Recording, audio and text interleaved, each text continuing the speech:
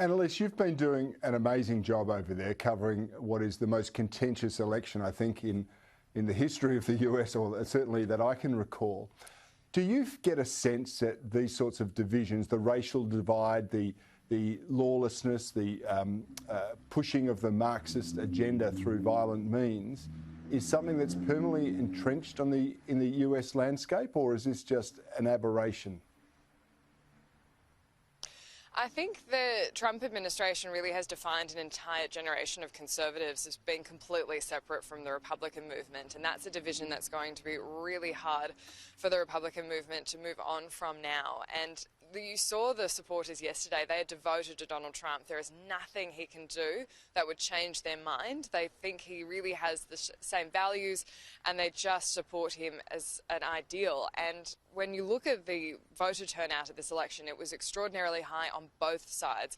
It was just the Democrats had increased turnout, and that was really among African Americans in particular that got that over the edge, as well as people living in the suburbs. And they were the really interesting battleground this election, because they were the ones who were really unhappy with racial inequality in this country, horrified by the killing of George Floyd, but they're also concerned about safety, that these riots are really out of control in the US. They have been this year. Obviously, last night was nothing on a riot, but the windows are still boarded up in main cities across the country, and people are still scared. And this transition period in particular is just so tense in the US. People are really on edge, and it won't be resolved until after January 20. Yeah, you mentioned about how Donald Trump has changed the Republican landscape. Do you feel that the Democrats have also been changed? I mean, you've elected, supposedly, Joe Biden, a supposed moderate, but you've got quite a radical vice president in Kamala Harris, and you've got those, the squad, the Ocasio-Cortez and various others in there who are pushing a hard left agenda. Do the Democrats have their own identity crisis?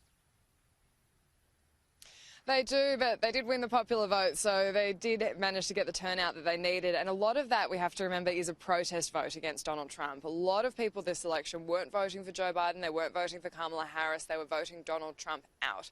But that doesn't mean that's not the challenge for Joe Biden now. He still has to form his cabinet, and that's already been a bit of a hot topic here in the US, because we've seen the progressives within the party, like you mentioned AOC and the squad, saying that they want more representation of the more progressive part of the Democrats. But that doesn't necessarily play out pretty well in the Midwest. If he doesn't get that majority in the Senate, he is going to be a really hamstrung president. But he is that moderate Democrat. He's the one that they voted in to appeal to middle America, because they're the ones that just want to see kind of a return to normalcy.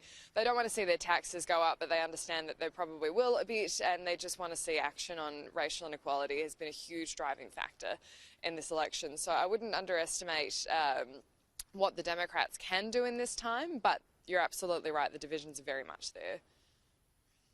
Annelise, thanks so much for joining us. You've been a rock star for Sky News during this incredible time. Stay safe.